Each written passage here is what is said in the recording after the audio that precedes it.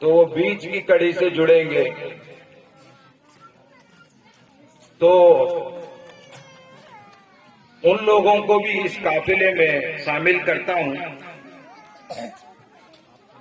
कि पिछले 2 दिनों में हमारे आदिवासी शक्तिपीठ के अध्यक्ष परम आदरणीय शिव नारायण कंवर जी, गोंडी धर्माचार्य गणेश मरपच्ची जी और आरएन टेकाम जी ने बहुत ही अच्छा प्रशिक्षण दिया, चाहे वो धर्म के मामले में हो, चाहे पेशा कानून के मामले में हो। और हमारे शिव नारायण कंवर जी ने तो बहुत ही जबरदस्त समझाया कि भारत के हमारे सारे आदिवासी, चाहे वो गोंड हो, चाहे कंवर हो, चाहे बिंजवार हो, चाहे राठिया हो, उन्होंने यहां पर सिद्ध कर दिया कि हम सब एक हैं। इसलिए भारत में बोला जाता है, एक तीर एक कमान, सारे आदिवासी एक समान। तो आज हम उस परम शक्ति बुढ़ा देव को भी सादर सेवा जोहार अर्पित करते हैं कि सभी सगा समाज आज उनकी इस पवित्र भूमि में विराजमान सभी देवताओं के समक्ष हम अपने सगा समाज को ज्यादा नहीं तो थोड़ा सा ही जगाने का काम कर रहे हैं। तो उसमें हम उन सभी शक्तियों से जोहार करते हैं कि वो हमें शक्ति प्रदान करे कि हम जल्द से जल्द अपना समाज को एक शिक्षित समाज खड़ा कर सके। भारत में और भारत देश बहुत ही धार्मिक देश है और यहाँ पे सरकार के द्वारा हिंदू, मुस्लिम, सिख, ईसाई और बौद्ध को संवैधानिक एक कोड भी आवंटित किया गया है और हर 10 साल में जब जनसंख्या होती है, सेंसस होता है, जनसंख्या को दर्ज किया जाता है पूरे भारत में, तो उस समय धर्म को भी अंकित किया जाता है और धर्म को अंकित करने के लिए वहां लिखा है हिंदू, मुस्लिम, सिख, ईसाई और उसमें लोग अपना अपना टिक मार देते हैं। एक और कॉलम है, भारत का संविधान कहता है कि कोई भी व्यक्ति कोई सा भी धर्म मान सकता है। ये धर्म की आजादी भारत के संविधान में दिया गया है। यानी अगर बाप बोलेगा मैं ये धर्म मानूंगा तो बेटा बोल सकता मैं नहीं मानूंगा, मैं ये धर्म मानूंगा। तो उसको भारत के संविधान में जिससे सरकार चलती है उसमें हर एक व्यक्ति को ये अधिकार मिला है कि वो कोई सा भी धर्म मान सकता है। तो इसलिए हिंदू, मुस्लिम, सिख, ईसाई को छोड़ के एक पृथक कॉलम है अदर्स का। तो जो लोग हिंदू, मुस्लिम, सिख, ईसाई नहीं में टिक नहीं करते तो अदर्स में टिक कर देते हैं कि हम ये इनको नहीं मानते, हिंदू, मुस्लिम, सिख, ईसाई को नहीं मानते, हम अदर्स में आते हैं। भारत में अभी आदिवासियों के द्वारा धर्म कोड की मांग हो रही है पिछले 2 साल से, जिसमें झारखंड के लोग बोलते हैं कि सरना धर्म होना चाहिए, भील लोग बोलते हैं कि शंभू धर्म होना चाहिए, राजस्थान के मीणा के लोग भी बोलते हैं कि वो शंभू धर्म होना चाहिए, छत्तीसगढ़ और मध्य प्रदेश, महाराष्ट्र के जो आदिवासी हैं ये ज्यादातर गोंडी भाषी हैं, वो बोलते हैं गोंडी धर्म होना चाहिए। अब देखिए, ये बात भारत में आदिवासियों के साथ इतनी विषमता है कि आदिवासियों के बीच में ही कोई कुछ मांग रहा है और कोई कुछ मांग रहा है। लेकिन 2011 की जनगणना में छत्तीसगढ़ में 4,98,000 लोगों ने आदर्श धर्म में अपना कॉलम भरा है, जिसमें 3,25,000 करीब गोंडी धर्म लिखे हैं। किसी ने आदि बस्सी धर्म लिखा है, किसी ने आदि धर्म लिखा है, किसी ने सरना धर्म लिखा है। तो ये असमानता क्यों है? ये असमानता का कारण है कि हमारा समाज शिक्षित नहीं है। अगर हमारा समाज शिक्षित हो जाएगा तो समस्याएं नहीं रहेंगी। हमारे को पिछले 400-500 साल से जो पढ़ाया जा रहा है उसी को हम लोगों ने मान लिया है। हमको क्या पढ़ाया जा रहा है? कितने युग होते हैं भारत के वेदों के हिसाब से? कल पढ़ाया था मैंने। कौन कौन से युग होते हैं भाई? सतयुग, द्वापर युग, त्रेता युग, कलयुग।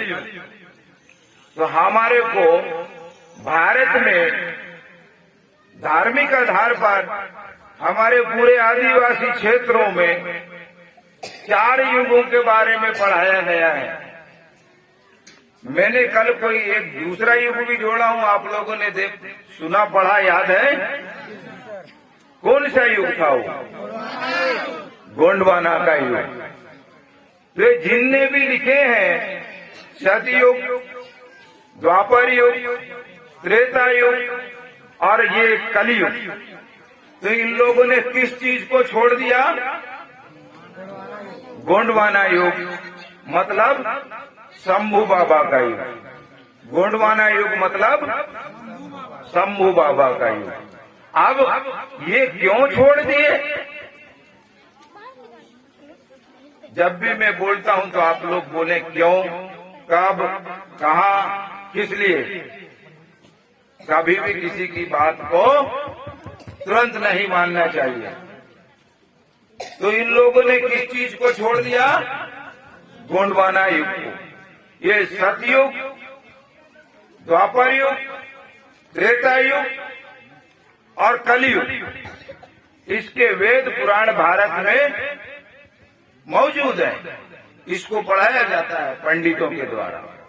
लेकिन इनके सबसे पहले जो युग था गोंडवाना का युग, हिम युग, जो इंटरनेशनल जियोग्राफी के हिसाब से भारत का ही नहीं, इंटरनेशनल भौगोलिक आधार पर अगर वैज्ञानिकों को लेंगे तो सबसे पहले जो हिम युग था, जो डायनासोरस का युग था, वही युग गोंडवाना लैंड का युग था, गोंडवाना युग था। और वही गोंडवाना युग शंभू बाबा का युग था।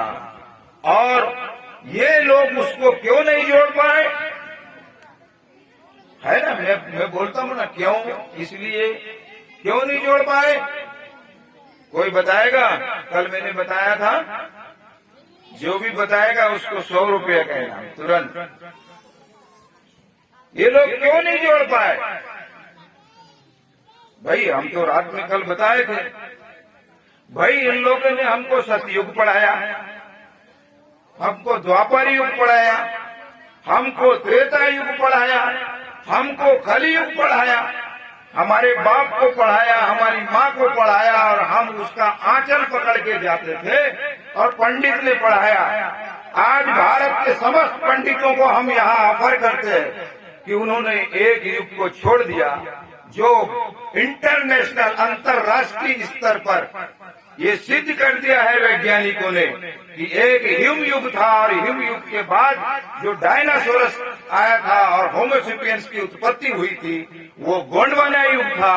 और वो गोंडवाना युग को इंटरनेशनली जियोग्राफी, नेशनल जियोग्राफी में दिखाता है। और अगर कोई नहीं मानता तो अभी अपने गूगल में डाल के सर्च कर ले, उसको पता चल जाएगा तुरंत अभी कि एक युग वो भी था, डायनासोरस का युग, गोंडवाना का युग, जिसको नहीं पढ़ाया जाता। ये मैं आपको पढ़ा चुका हूँ, आप लोगों ने दिमाग में नहीं डाला होगा या उसको बता नहीं रहे। तो ये लोग क्यों नहीं लिख पाया इसको? इस युग को इन लोगों ने क्यों व्याख्यात नहीं किया, गोंडवाना युग को? बोलो। Very good. कौन? महिपाल सिंह हुई के? खड़े हो जाइए। कहाँ से आए आप? कोरिया जिले से महिपाल सिंह हुई के आए। बहुत अच्छा आपने यानी पढ़ा है। आप जो मैं समझा रहा था, वो क्यों नहीं लिख पाए? वो क्यों नहीं लिख पाए इसके बारे में? क्योंकि उस युग के बारे में वो इसीलिए नहीं लिख पाए कि वो उस युग में आए ही नहीं थे। उस युग में हम ही लोग थे। वो सिंधु घाटी की सभ्यता थी और भारत ही नहीं, विश्व के समस्त देशों में ये बात क्लियर हो गई है कि साउथ अफ्रीका में सबसे पहले मनुष्य की उत्पत्ति हुई। ऐसे वहां के फॉसिल्स और वहां पे जो वैज्ञानिक लोगों ने किया।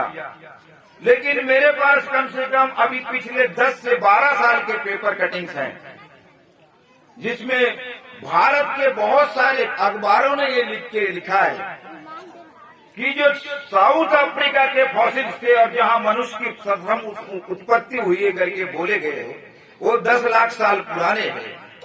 लेकिन आपका जो नर्मदा घाटी है, अमरकंटक, और अमरकंटक से लेके जबलपुर और गोदावरी की जो नदी वहां तक जोड़ती है, इसमें जो मृदुभाण मिले हैं और इसमें जो फॉसिल्स मिले हैं, इनका जापान में अन्वेषण किया गया तो पता चला कि ये 20 लाख साल पुराने हैं। इसका मतलब ये है कि नर्मदा घाटी, लोग बोलते हैं इंडस वैली, कहीं ना कहीं इतिहासकारों ने नर्मदा वैली को भूल गए, नर्मदा की घाटी को भूल गए। और नर्मदा की घाटी में ही सर्वप्रथम ऐसा माना जाता है कि आदिवासियों की उत्पत्ति हुई और उसका नाम भी ऐसे ही पड़ा है, नर और मादा। नर्मदा, नर धन, दाई धन, समझ गए? दाई दाऊ शक्ति। तो सबसे पहले इतिहासकारों ने ये भी बता दिया कि जो नर्मदा घाटी है, वहां पे मनुष्य की उत्पत्ति हुई तो आज से 10-12 हजार साल पहले हुई। और वहां से उत्पत्ति होकर जो गोदावरी नदी जहां जहां जाती है, उसके आसपास में ही गोंडों का साम्राज्य स्थापित रहा है, नर्मदा नदी के साथ साथ। तो आप नर्मदा नदी को अगर देखेंगे, नर्मदा नदी को अगर देखेंगे तो नर्मदा नदी जहां जहां बहती है, उसके आसपास के क्षेत्र, यहां से लेके गुजरात तक आदिवासी मिलेंगे। यहीं से नर्मदा से उत्पत्ति हुई आदिवासियों की। और इस नर्मदा घाटी से उत्पत्ति होने के बाद,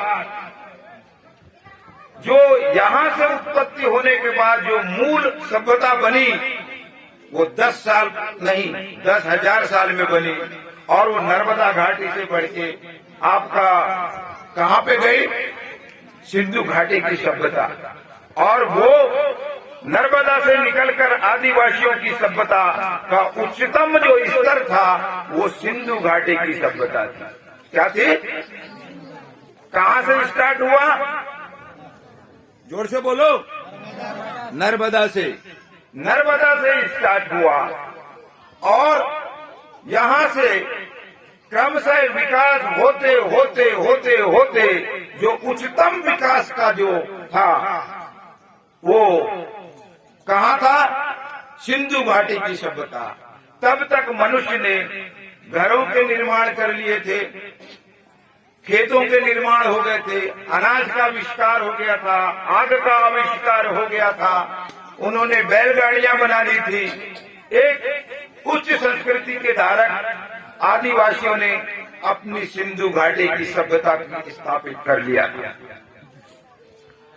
और वही जो सभ्यता थी वो शंभू शेख की सभ्यता थी, शंभू बाबा की सभ्यता थी। और वहीं पर विश्व का इतिहास ये बोलता है कि उसी सभ्यता पर आर्यों का हमला हुआ। किनका हुआ? जोर से बोलो। आर्यों का। आर्यों का वहीं पर हमला हुआ और वहां जो युद्ध हुए, ये कौन बोलता है? ये विश्व का इतिहास बोलता है। ये कहां से बोल रहा है मार्को? ये भारत सरकार की पुस्तकों से बोल रहा है, जो आईएएस और आईपीएस के अधिकारियों को पढ़ाया जाता है। और मैं जब 6वीं, 7वीं, 8वीं में था तो हमको पढ़ाया गया था आर्यों का आगमन नागरिकता में, और इसके बाद वहां से नागरिकता से वो हटा दिया गया।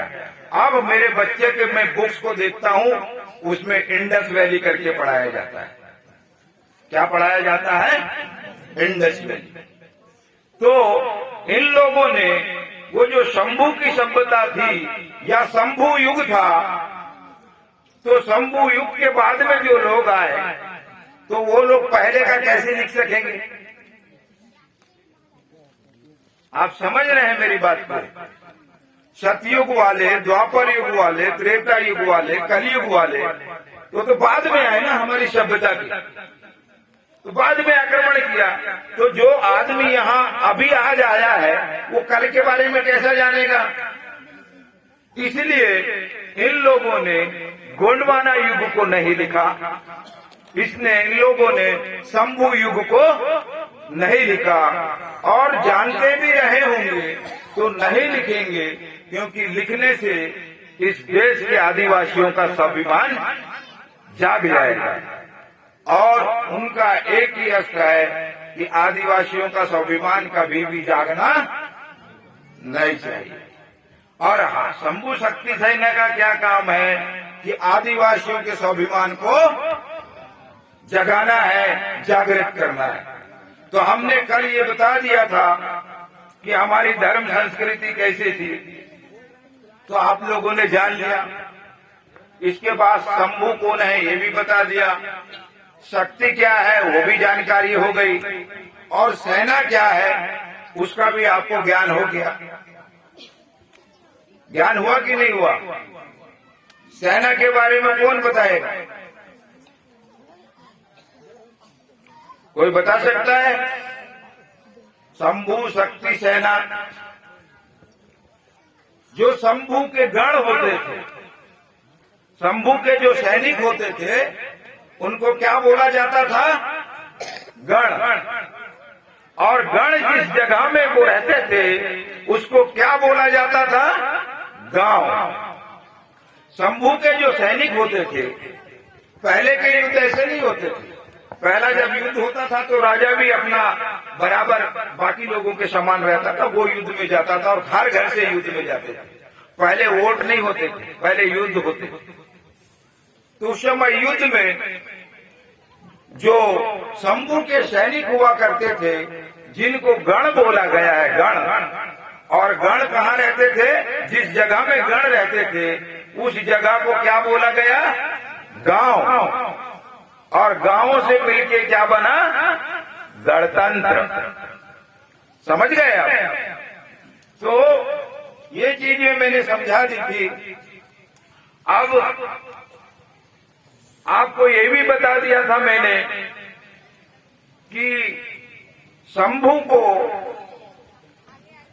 जब देख लिया कि ये व्यक्ति हारता नहीं है, और शंभू ने, जिसको त्रिकालदर्शी भी बोलते हैं, और ये जो गोंडवाना युग का जो इनको राक्षस बोला जाता है या दानव बोला जाता है, इनका गुरु जो था वो शुक्राचार्य था। और शंभू को दूसरा नाम महामृत्युंजय भी है। और ये जो राक्षसों का गुरु या आदिवासियों का गुरु बोले वो था शुक्राचार्य। इन लोगों के पास में ही वो विद्या थी। कौन सी विद्या थी, याद है किसी को? जिंदा करने। आने कोई व्यक्ति की मृत्यु हो गई हो तो उसको जीवित करने की शक्ति किसके पास में थी? गोंडवाना के पास में थी, शंभू के पास में थी। और शंभू को इसलिए क्या बोला जाता है दूसरे नाम से? महामृत्युंजय। और शुक्राचार्य के पास में भी ये ज्ञान था। और जो देवलोक थे उनका गुरु कौन था? बृहस्पति। बृहस्पति ने अपने पुत्र को किसके पास शिक्षा लेने के लिए भेजा था? शुक्राचार्य के पास। इसका मतलब ये क्लियर है कि बृहस्पति को वो ज्ञान नहीं था। वो ज्ञान किसके पास में था? गोंडवाना के पास में था, शुक्राचार्य के पास ज्ञान था। इसका मतलब है कि आदिवासियों के पास बहुत ही जबरदस्त ज्ञान था। और वही ज्ञान का एक कारण है कि छत्तीसगढ़ ही नहीं, मध्य प्रदेश ही नहीं, उड़ीसा ही नहीं, भारत ही नहीं, साउथ अफ्रीका ही नहीं, ऑस्ट्रेलिया ही नहीं, विश्व में जहां जहां आदिवासी हैं उनके जमीन के नीचे में ही खजाना है। और जब कोई अपने बच्चों को बिठा लेगा तो बहुत सही जगह में बिठाता है। तो अगर हम शंभू बाबा की संतान हैं, हम गोंडवाना के भूमि पुत्र हैं, तो वो शक्तियां गोंडवाना में थी कि अपने बच्चों को उन्होंने वही स्थान दिया जहां धन धान से परिपूर्ण है। आज भी आदिवासियों के इलाके से ही पूरे भारत की सरकार चलती है। कल मैंने बताया था आपको कि आपके शंभू बाबा जब नहीं आए तो एक समझौता हुआ। समझौता में क्या बात हुई कि भाई अब बार बार नहीं लड़ेंगे, समझौता कर लेते हैं। तो समझौते में क्या हुआ, कोई बता सकता है? याद है किसी को? कल बताया था मैंने। कोई इधर से बहन बताएगी समझौते में क्या हुआ? क्या जी? ये देख लीजिए, हमारा एक व्यक्ति बता रहा है, हमारे को हमारे समाज के लोगों ने बताया है। और ये कोया पुनेम दर्शन के आखिरी के 10-15 पेज पढ़ लेना।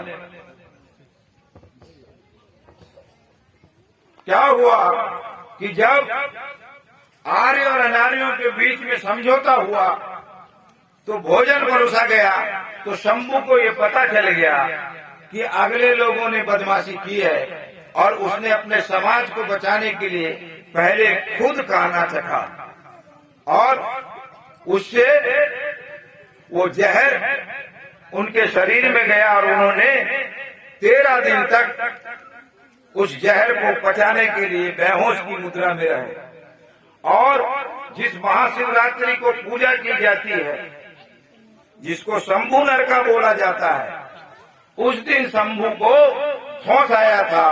कुछ लोग उस दिन पार्वती की और शिव की पूजा करवाते हैं, लेकिन जो आदिवासी समाज है वो जानता है उस दिन रथ जगा होता है, क्योंकि उस दिन शंभू को होश आया था। और यही शंभू इसके बाद भी संभल गया और नहीं माना, तो आखिरी में उसको क्या खिलाया पिलाया? गांजा, भांग, धतूरा।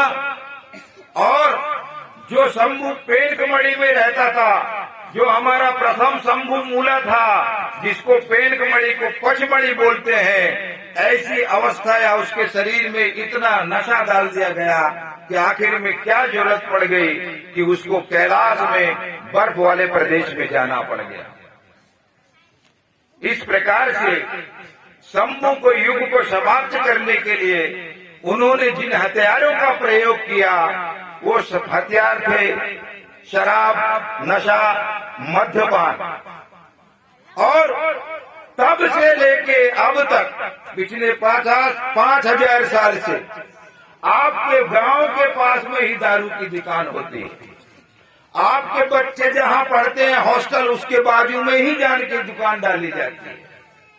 कहने का मतलब है कि ये समाज दारू, नशा, मद्यपान में मस्त रहे और आपका जो खजाना है वो लूटते रहे। तो इस प्रकार से हमने आपको बता दिया था कि शंभू कौन है और शंभू को, सभ्यता को कैसे नष्ट किया गया नशा मद्यपान से। तो ये मैं उस समय तो आपको स्टडी से बताया था, मैं आपको इसमें सिंपल उसमें बता रहा हूं ताकि हमारे जो लोग आए हैं उनको भी पता चल जाए। तीसरा चीज उनका हथियार है साम दाम दंड भेद। आपके ऊपर कैसे वो लोग प्रयोग कर रहे हैं, किस प्रकार से वो लोग आपके ऊपर में राज कर रहे हैं। वो आपस में हमको जातिकता के आधार पर लड़ाते हैं। कैसे लड़ाते हैं कि वो बोलेंगे ये तो राजगुण है, वो बोलेंगे ये तो पहाड़ी गुण है, ये बोलेंगे ये तो माड़िया गुण है, ये तो कंवर है, ये तो बिंजवार है, ये तो राठिया है। ऐसे करके आपस में ये लोग लड़ाते रहते हैं। लेकिन मैंने आपको कल बताया था कि इस पृथ्वी में सबसे पहले अगर गांव का अगर किसी ने आइडियोलॉजी दिया, गांव, टोला, गढ़, कोट बनाने के पहले आदिवासी गांव में सबसे पहले किसकी स्थापना की जाती है? ग्राम गोसैया ठाकुर देव। क्यों की जाती है?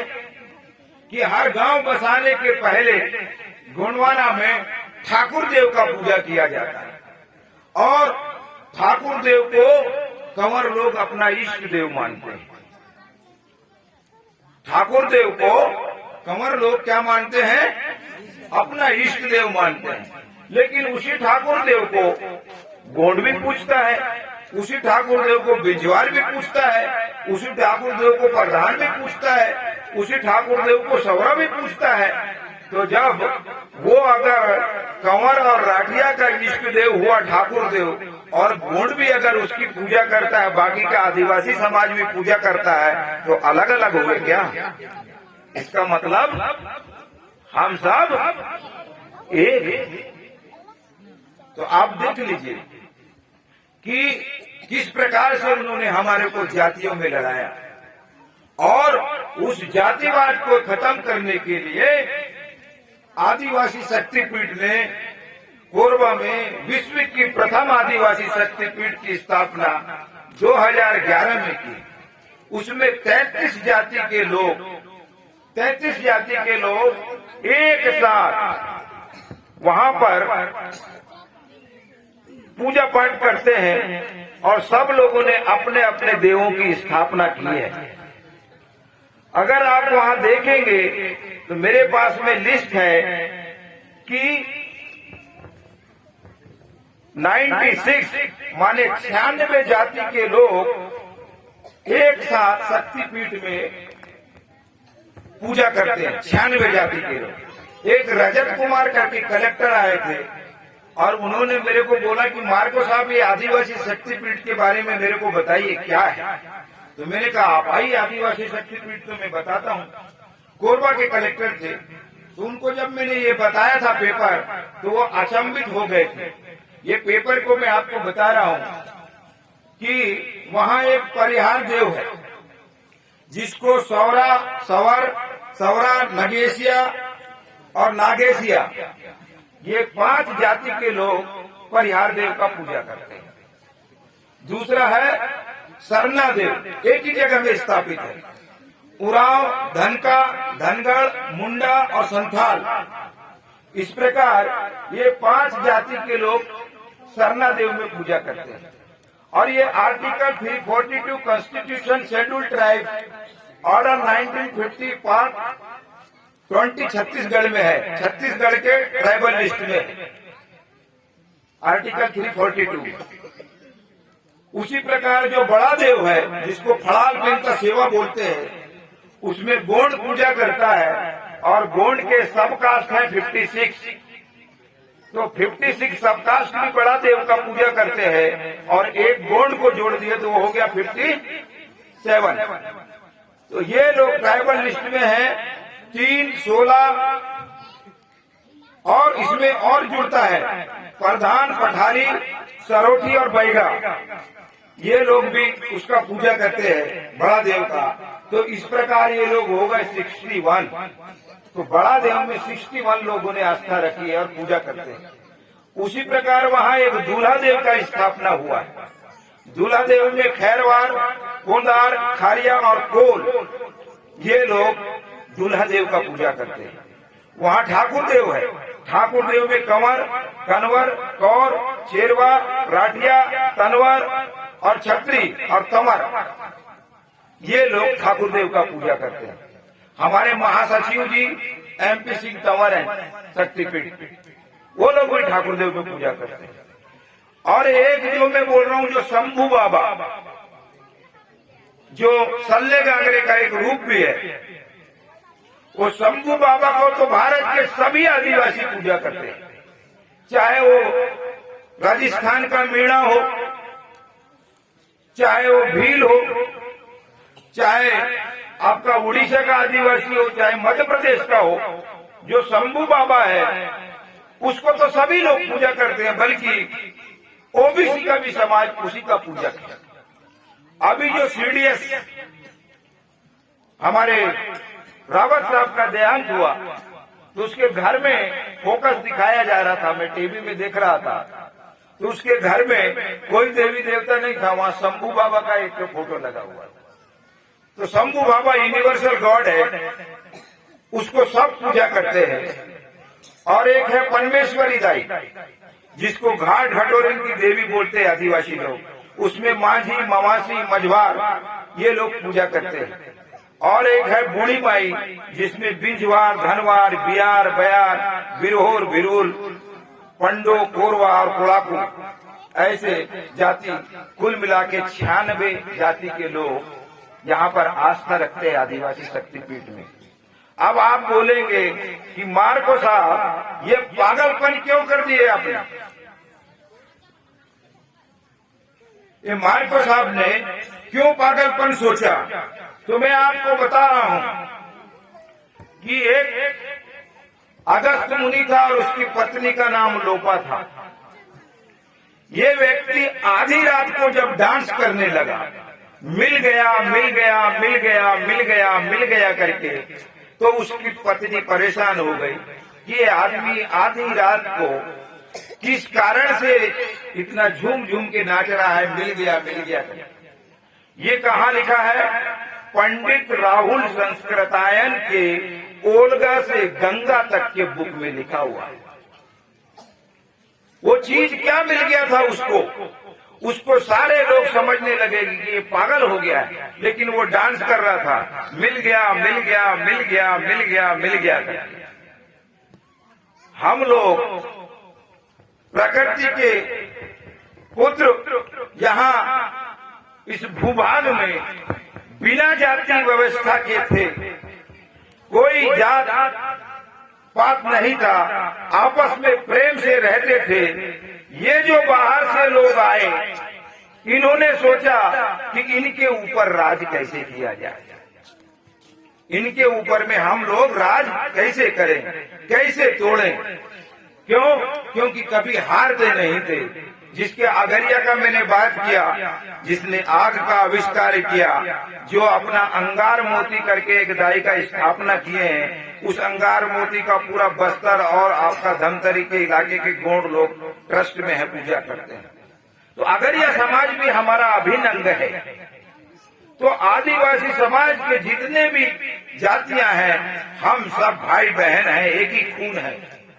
लेकिन हमारे बीच में ये लोग जो हमको जातियों में बांटकर डांस करने वाला था जो व्यक्ति, उसको यही मिल गया था, पाप पुण्य और जातियां।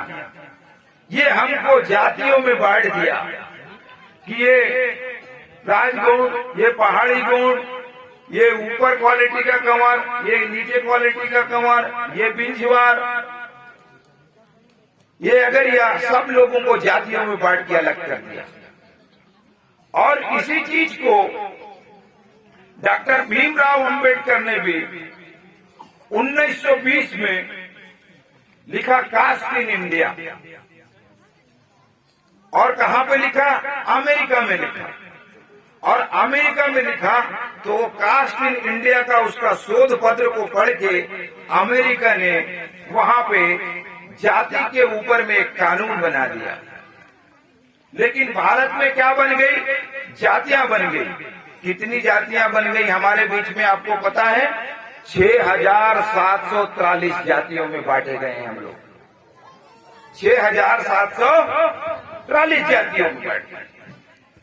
और उन लोगों ने क्या कर दिया? हम लोगों के बीच में आपस में लड़ा दिया, ऊंच नीच की भावना पैदा कर दी, आपस में टकराहट हो गया। क्या हो गया? हमारे बीच में डिस्प्यूट पैदा कर दिया। आज भी इस कार्यक्रम में हमारे कंवर समाज के बहुत कम लोग आए। हमारा भागीरथ कंवर जी आया है, हमारे कुछ राठिया लोग आए, हमारे अजय राठिया जी वगैरह, एक हमारा उराव भाई भी बैठा है। लेकिन लोगों के मन से हम धीरे धीरे ही सही, लेकिन वो मैल को निकालेंगे।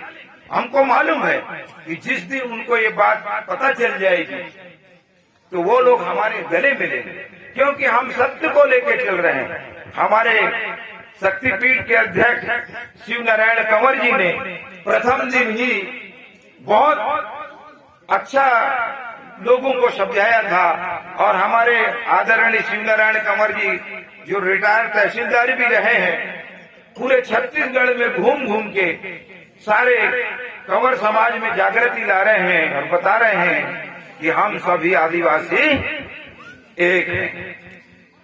तो जिन लोगों ने हमारे बीच में कन्फ्लिक्ट पैदा किया 5,000 साल पहले, जिन लोगों ने हमारे बीच में भेदभाव पैदा किया, उस भेदभाव को पिछले 5,000 साल से हम लगातार ढोते आ रहे हैं। गोंड है वो प्रधान को नीचे मानता है, प्रधान जबकि गोंड का पुजारी है। अब देख लीजिए कि ये कैसी समस्या है। हिंदू धर्म में उसका पुजारी जो पंडित है उसको उच्च मानते हैं, मुसलमान धर्म में जो उसका मौलवी है उसको मुसलमान उच्च मानते हैं, क्रिश्चियनों में जो पादरी है उसको क्रिश्चियन लोग ऊपर मानते हैं।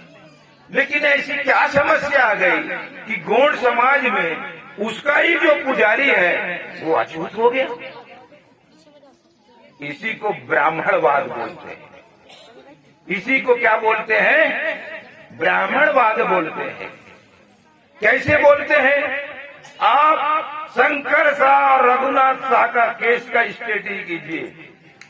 18 सितंबर को जब उनको जबलपुर में तोप से उड़ा दिया गया, शंकर शाह और रघुनाथ शाह को जब तोप से उड़ा दिया गया, दोनों बाप बेटों को, तो उसके किले में कौन मिला था पता है? एक उपाध्याय रसोइया था। कौन था? उपाध्याय रसोइया था। तो हमारा गोंडवाना ऐसे ही खत्म नहीं हुआ है। इस गोंडवाना की शक्ति है इसका सांस्कृतिक और धार्मिक आधार। इस धार्मिक और सांस्कृतिक आधार पर उन लोगों ने, ब्राह्मणों ने पहले चोट किया। क्या चोट किया? आप मंडला जाएंगे, मंडला में एक नामनगर करके किला है जो नहीं बना। उनका जो हृदय शाह का जो मामा बोलते थे राय भगत, वो प्रधान है, उनका पुजारी है। उसका भी किला है राय भगत का, राय भगत का भी किला है वहां, वो प्रधान है।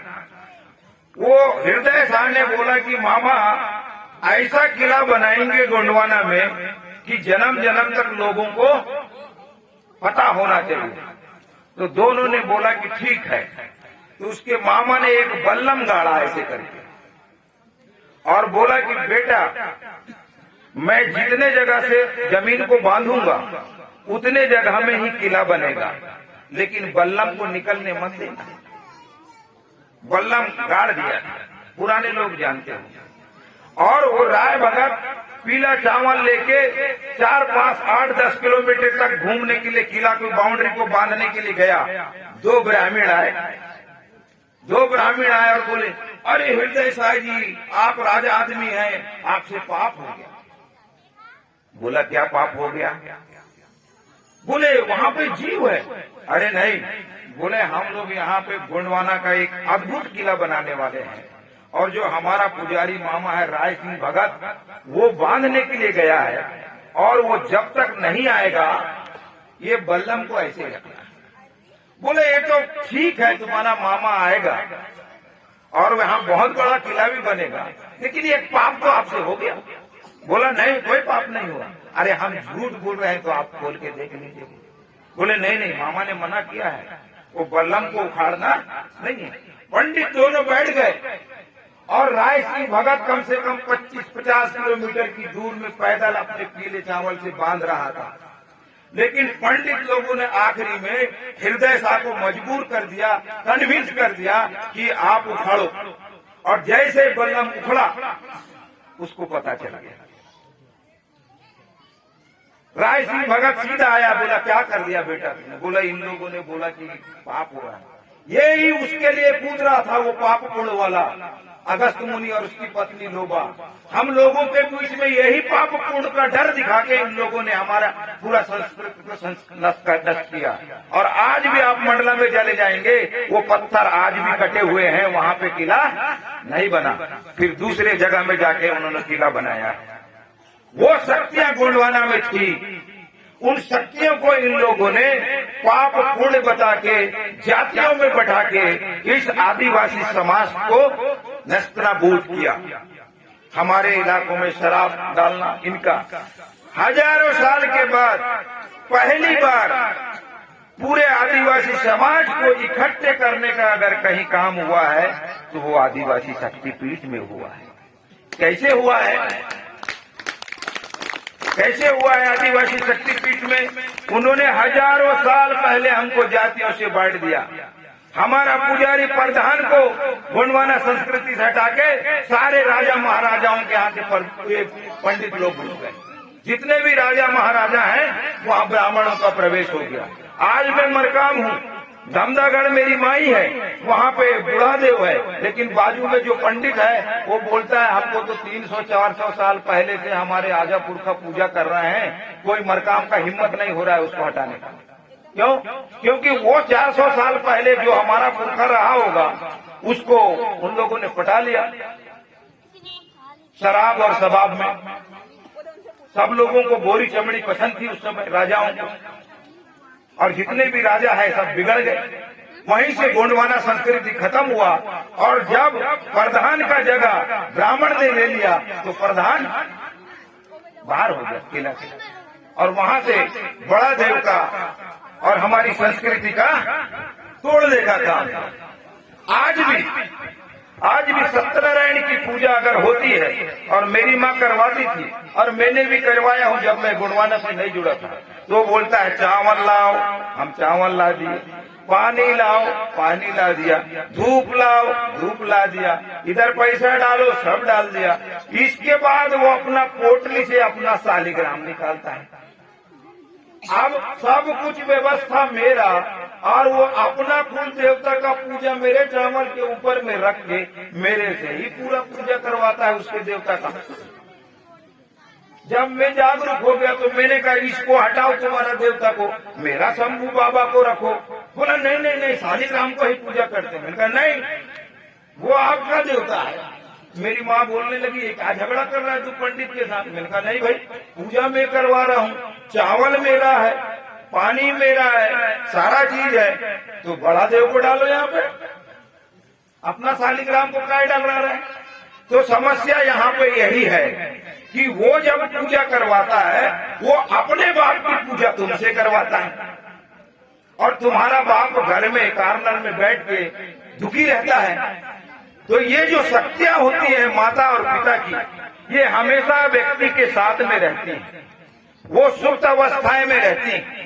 जब उनका आदिवासी समाज आह्वान करता है, जैसे जब हम शाम को पूजा करते हैं तो किसी न किसी देव का आह्वान हो जाता है, वो हमारी शक्तियां हैं। उन शक्तियों के ऊपर इन लोगों ने आघात किया है। तो उन शक्तियों को पिछले 5000 सालों से हमको तोड़ा है इन लोगों ने। उस तोड़ने को जोड़ने का सबसे पहले काम अगर कहीं हुआ है तो शक्तिपीठ में हुआ है। कैसे हुआ है? अब यहाँ बड़ा देव में मान लीजिए, जहाँ 61 जाति के लोग हैं, गोंड हैं, और 56 उनके सब कास्ट है, बैगा है, प्रधान है, पठारी है, सब पूजा करते हैं। तो बाजू में कंवर समाज का ठाकुर देव है, वहाँ भी 5 जाति के लिए पूजा करते हैं। इधर साइड में सरना देव है, उसमें संथाल, मुंडा, वो लोग पूजा करते हैं। अब क्या हुआ कि जब ये पूजा करता है तो उसको गाली तो नहीं देगा, वो उसको बोलता है जय सरना देव। तो वो मुंडा और संथाल भी गोंड को बोलता है जय बड़ा देव। जब वो बाजू में कंवर रहता है तो कंवर को मैं बोलता हूँ जय ठाकुर देव, तो कंवर भी बोलता है जय बूढ़ा देव। क्या हुआ? एक दूसरे को सम्मान देना, respect to each other and recognise to each other. मतलब मैं आपको सम्मान दूंगा तो आप मेरे को गाली तो नहीं देंगे। तो ये 5000 साल के बाद आदिवासी शक्तिपीठ में हुआ कि हमने ऐसे 61 जातियों को एक ही स्थान पर बैठा दिया। अब आज से 50 साल बाद या 10 साल 20 साल बाद हम लोग कोई नहीं रहे, ये समाज में जो लोग बैठे हैं वो नहीं रहे, मान लीजिए हमारे बच्चे रहेंगे, और ये जातिवाद अगर उनके ऊपर भी हावी होता है और ये लोग जातिवाद में हमारे बच्चों को भी अगर मान लीजिए फंसाते हैं, तो कहीं ना कहीं शक्तिपीठ ये प्रदर्शित करेगा कि अगर कंवर का बूढ़ा देव आपका ठाकुर देव वहीं पे है, संथाल का सरना देव वहीं पे है, और बड़ा देव वहीं पे है, वहीं पे परिहार देव है, वहीं पे आपका परमेश्वरी दाई है, तो लोगों को ये मालूम होगा कि ये हमारे लोग अलग अलग नहीं थे, एक ही रहे होंगे। और जो उनको बेवकूफ बनाएगा उसकी पिटाई हो जाएगी। क्यों? क्योंकि समाज के सामने में आपको विकल्प रखना पड़ेगा कि हम सभी समाज एक हैं। और कैसे हैं मैंने ये भी बताया। क्या बताया? कि जो हम पूजा पाठ करते हैं भारत के अंदर, आदिवासी भारत के अंदर जितने भी आदिवासी हैं, उनका जो धार्मिक और सांस्कृतिक आधार है वो एक है। कैसे एक है? जैसे मैंने बताया कि जब यहाँ पर हम नवाखाई करते हैं छत्तीसगढ़ में, तो मंडला के गोंड आपका प्रधान जो मध्य प्रदेश के हैं उसको गोंडी में बोलते हैं दाना पूनल तिलाना। दाना का मतलब होगा अन्न, पूनल का मतलब होता है नया, तिलाना का मतलब होता है खाना। दाना पूनल तिलाना। अब उसको छत्तीसगढ़ में क्या बोलते हैं? नवाखाई। लेकिन यही जब नवाखाई उड़ीसा में गोंड लोग करते हैं और बाकी आदिवासी लोग करते हैं, वो भी ऐसे ही साझा का पत्ता लेते हैं, उसमें धान का बाली रखते हैं और अपने पुरखा लोगों को चढ़ाते हैं, और अपना ये मछली बनाते हैं, दाल बनाते हैं और चढ़ाते हैं, जैसे पूजा हम यहाँ करते हैं। लेकिन उसका नाम वो लोग नवाखाई नहीं करके नुई खानी बोलते हैं। और एक हमारे समाज के अभी आए हैं उपाध्यक्ष अपना रमेश सिरका जी, और उनकी बेटी आई है सुनीता सिरका, वो मुंडा हो समाज के हैं। वो लोग झारखंड में वही नवाखाई करते हैं, लेकिन क्या बोलते हैं? जमनवा। जमनवा बोलते हैं। तो देखिए हमारे सारे आदिवासियों के रीति रिवाज भारत में एक ही है। यहाँ जो पोला मनाते हैं हम लोग, वही पोला में आपका तमिलनाडु में बैलों की रेस भी होती है और उनकी पूजा भी होती है। जो 7 बहनिया की पूजा छत्तीसगढ़ में होती है वही त्रिपुरा में भी होती है। और एक चीज भारत में आदिवासियों को सबसे अलग करता है वह एक चीज है कि आदिवासियों की पूजा पद्धति में बलि होती है, जो कि बाकी लोगों के उसमें बलि नहीं होती, हिंदुओं में बलि नहीं होती। जबकि हमारे यहाँ तंवर लोग हैं, जो तंवर लोग हैं, कंवर लोग हैं, वो ठाकुर देव में बकरा चढ़ाते हैं। हम लोग गोंड लोग भी चढ़ाते हैं। मेरी समझ में जितने भी आदिवासी समाज के लोग हैं अपने अपने देवी देवता में बलि देते, और ये बलि प्रथा को आपका सुप्रीम कोर्ट से भी मान्य है, क्योंकि वो हमारे रूढ़ी प्रथा में आता है। तो आप इस प्रकार से देख लीजिए कि भारत के आदिवासी की समस्या क्या है। जो मेन समस्या है जिसपे मेरे को बोलना था और जिसमें अब मैं पढ़ाना शुरू करूंगा, ये मैंने ऊपर से मोटी मोटी आपको बातें बताया कि ये जो जाति में हम लोगों ने बांटा, उस जाति को खत्म करने का काम हमने आदिवासी शक्तिपीठ से किया। क्यों? क्योंकि जाति क्या है? इंसल्टिंग आइडेंटिटी है। जाति क्या है? इंसल्टिंग आइडेंटिटी, मतलब एक दूसरे को अपमानित करने का तरीका है। अगर किसी को जाति के नाम से बुलाओगे, वो बोलेंगे अगर वो गोंडिन जा रही है तो अच्छा लगेगा किसी को? ये अपमानित करने का तरीका है। अगर किसी को बोल देंगे देखो वो चमड़ा वहां बैठा है, अच्छा लगेगा क्या? तो जाति जो है इंसल्टिंग आइडेंटिटी है, एंटी नेशनल है, एंटी कॉन्स्टिट्यूशन है, ये इंसल्टिंग आइडेंटिटी है, एंटी डेमोक्रेटिक है, क्योंकि वो बराबरी नहीं करता। जैसे जाति आ जाती है तो मैं राजगौंड, तू पहाड़ी गौंड, मैं बड़ी जाति, तू छोटी जाति, तो ये जाति क्या हो जाती है? इंसल्टिंग आइडेंटिटी है, एंटी डेमोक्रेटिक है, एंटी नेशनल है, मतलब राष्ट्र के विरोधी है।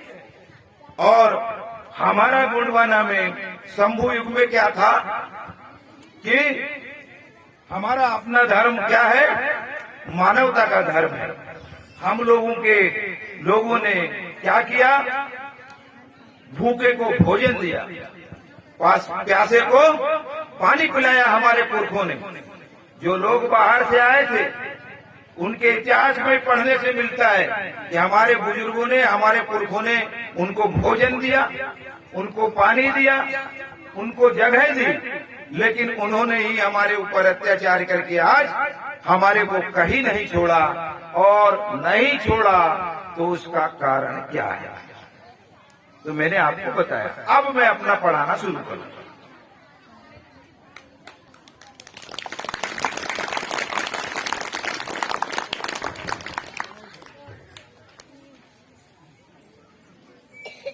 जोर से तंबू तक पीछे ना क्लिप।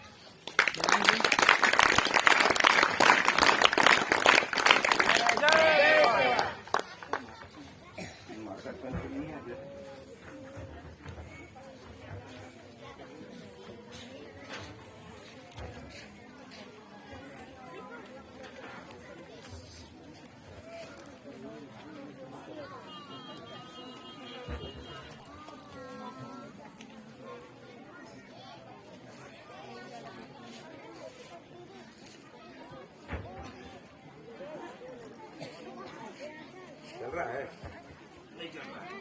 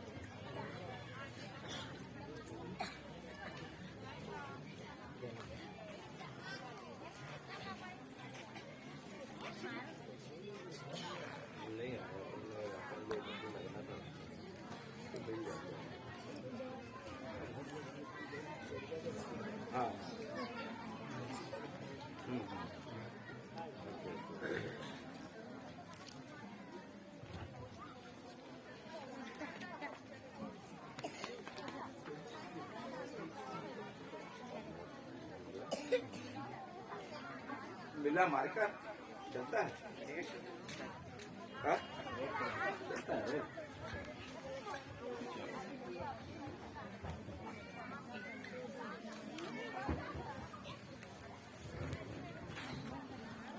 हम लोगों ने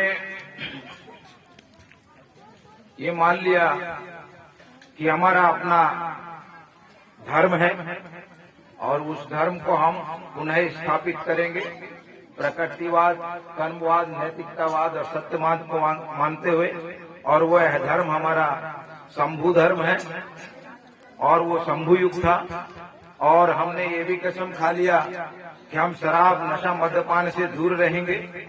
और हमने ये भी बात मान ली कि हम अब आपस में सभी आदिवासी समाज एक दूसरे के प्रति सद्भावना रखेंगे और हम जातीयता को सिरे से नकारेंगे। और जब हम इस प्रकार अपना एक प्राकृतिक धर्म, जो हमारा आदिवासी धर्म, गोंडी धर्म, जब हमारा समाज पूरा धार्मिक आधार पर संगठित हो जाएगा तो कोई आपको तोड़ पाएगा? क्यों? क्योंकि भारत में मैंने ये भी बताया कि जब आर्य लोग आए तब से लेके आज तक वो लोग भी अपने धर्म को फैलाने का काम कर रहे हैं। इसके बाद 8वीं शताब्दी में मुगल शासक आए तो मुगल शासक लोगों ने भी अपना धर्म को फैलाने के लिए मस्जिदें बनाने का काम किया। तीसरा, इसके बाद कौन लोग आए? अंग्रेज लोग आए। तो अंग्रेज लोगों ने भी भारत में अपने क्रिश्चियन धर्म को बढ़ाने के लिए आज तक काम कर रहे हैं कि नहीं कर रहे हैं? उसका कारण क्या है? बताया था मैंने कि राजसत्ता आती है और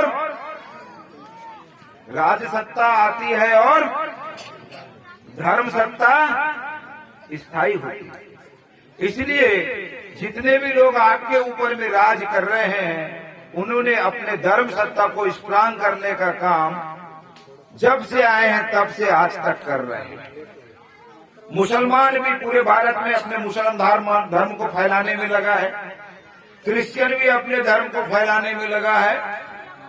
हिंदू धर्म ने तो फंडामेंटल ऐसा मान के चला है कि पूरा भारत का ही लोग हिंदू है, लेकिन सुप्रीम कोर्ट ने बोल दिया है कि भारत के आदिवासी हिंदू नहीं है।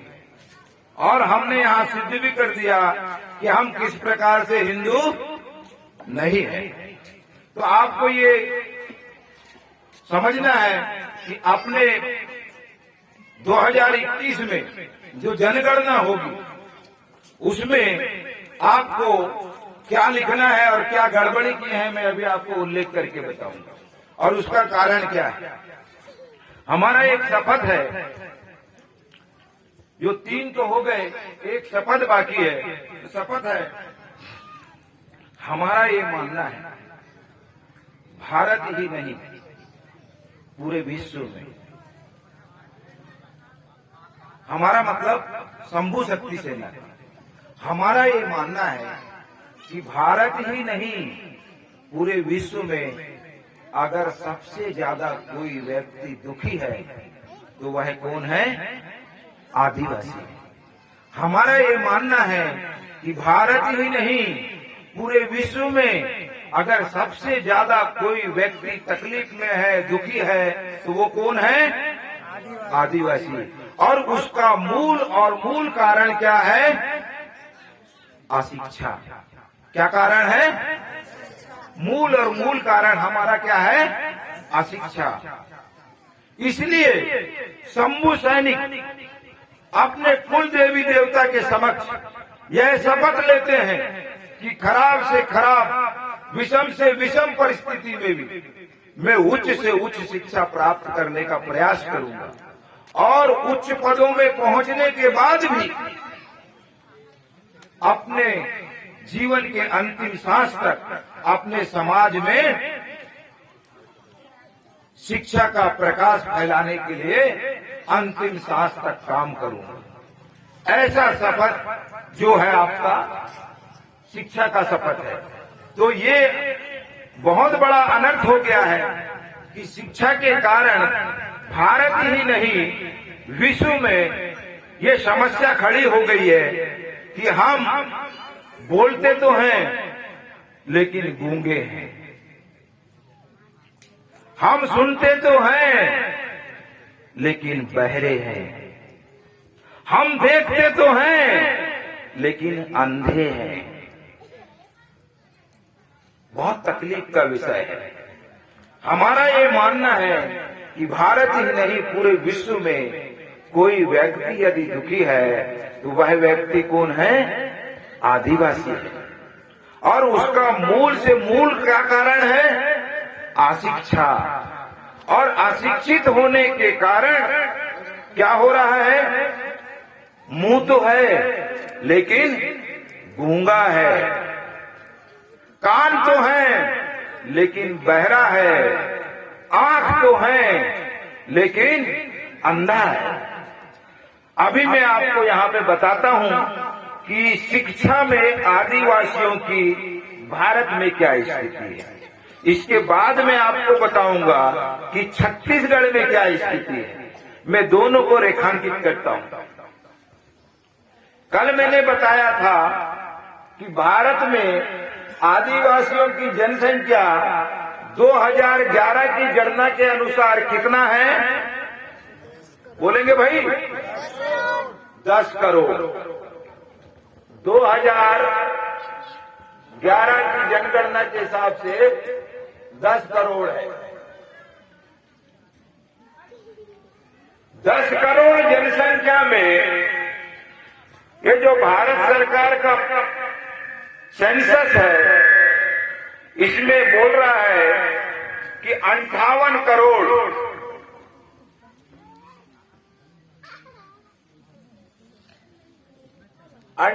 करोड़ आदिवासी शिक्षित हैं। क्यों? कि 5.8 करोड़ 10 करोड़ में से 58% मतलब 5.8 करोड़ मतलब लगभग 6 करोड़ लोग कितने हैं? शिक्षित हैं। यानी हमारी जनसंख्या भारत में 2011 की जनगणना के अनुसार में भारत में 10 करोड़ आदिवासी निवास करते हैं। उसमें 5.8 करोड़ मतलब मोटा मोटी 6 करोड़ लोग क्या हैं? शिक्षित हैं। इसका मतलब कि पूरा का पूरा 4 करोड़ आज तक स्कूल नहीं गए हैं। अगर आप किसी स्कूल के टीचर से पूछिए कि आपके स्कूल में कितने बच्चे पढ़ते हैं तो वो बोलेगा 200, 150, 100, 300 ऐसे करके। यहाँ पे देखिए वो एक स्कूल चलाने के लिए उसके लिए 300 स्टूडेंट बहुत है, लेकिन यहाँ पे एक चंक है 4 करोड़ आदिवासी निरक्षर है 2011 के हिसाब से। मतलब अगर एजुकेशन में, शिक्षा में अगर शंभू शक्ति सेना जाए तो एक बहुत बड़ा व्यवसाय 4 करोड़ लोगों का है, जहाँ पे आप स्कूल, महाविद्यालय, बड़े बड़े इंस्टीट्यूट खोल सकते हैं। तो आप देख लीजिए कि 4 करोड़ की आबादी कितनी बड़ी आबादी होती है, वो स्कूल पहुंची नहीं है।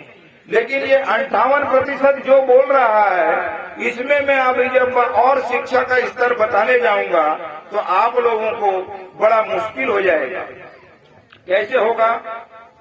इसमें जो है 28% के करीब जो आदिवासी हैं वो मात्र स्कूल पढ़े हैं, मतलब प्राइमरी गए हैं या 12वीं किए हैं।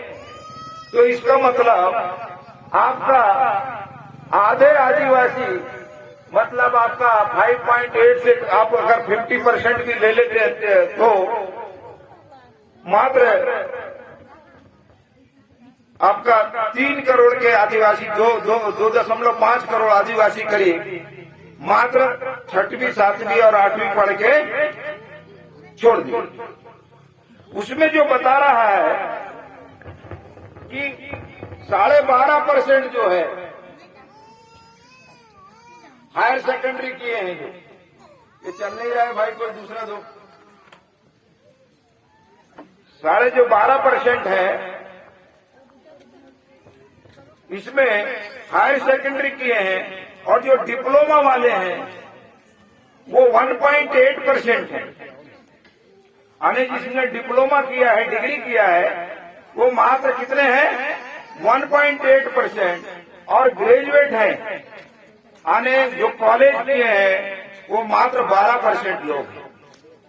तो आप इस प्रकार से देखेंगे तो भारत में आदिवासियों का एजुकेशन का स्थिति ये है कि जो टेक्निकल स्टूडेंट्स हैं वो मात्र 1.8% है, 10 करोड़ का, और 12.6% है ये ग्रेजुएट हुए हैं, यानी बीए किए हैं या एमए किए हैं, उसके ऊपर में।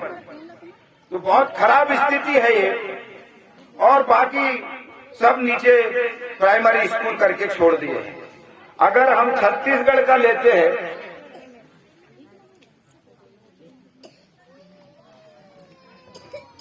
लाइक है भाई, नहीं है, नहीं चल रहा है, अच्छा ठीक है। तो आप इसमें मैं ऐसे बता देता हूं, छत्तीसगढ़ का जो जनसंख्या है, छत्तीसगढ़ का जो जनसंख्या है 2011 के अनुसार से 78,22,902 टोटल पॉपुलेशन, 78,22,902 ये पूरी आदिवासियों की जनसंख्या है 2011 के हिसाब से। उसमें जो फीमेल है, मेल है, पुरुष हैं, वो एजुकेटेड पुरुष हैं, यानी जो शिक्षित हैं, वो कितने हैं? उसमें है 38,73,711, मतलब 38,73,711। ये पुरुष हैं, एजुकेटेड नहीं है, पुरुष है। और महिलाएं कितनी हैं? 39,49,711, मतलब 39,49,711। मतलब यहाँ पे एक चीज जो बोलने का आ रहा है कि छत्तीसगढ़ में पुरुषों की अपेक्षा महिलाओं की जो प्रतिशत है वो ज्यादा है, जो एक बहुत ही शिक्षित समाज होने का गौरव प्राप्त करती है। कि आप 38 लाख जो है पुरुष हैं और 39 लाख महिलाएं हैं, यानी महिलाओं की संख्या छत्तीसगढ़ में पुरुषों से ज्यादा है। जबकि अगर राजस्थान और हिमाचल प्रदेश में चले जाएं तो ये संख्या बहुत ज्यादा खराब है, और उस कारण वहाँ पे उनकी समस्या है कि शादी के लिए उन लोगों को स्त्रियां वहाँ पे उपलब्ध नहीं है। बहुत सारे लोगों को उन जगह में बहुत समस्याओं का सामना करना पड़ता है। अब इसमें जो 38 लाख जो मेल हैं और फीमेल हैं, उसमें टोटल यानी 78,22,000 का जो टोटल जनसंख्या है आदिवासियों का 78,22,000 का, उसमें शिक्षित कितने हैं आप देख लीजिए। शिक्षित हैं 19,87,000, 19 लाख। यानी आप देख लीजिए 78 लाख जनसंख्या है और शिक्षित कितने हैं? 19 लाख। ये छत्तीसगढ़ का मामला है। तो 19 लाख को अगर छोड़ देते हैं तो कितने बचे मार्को जी?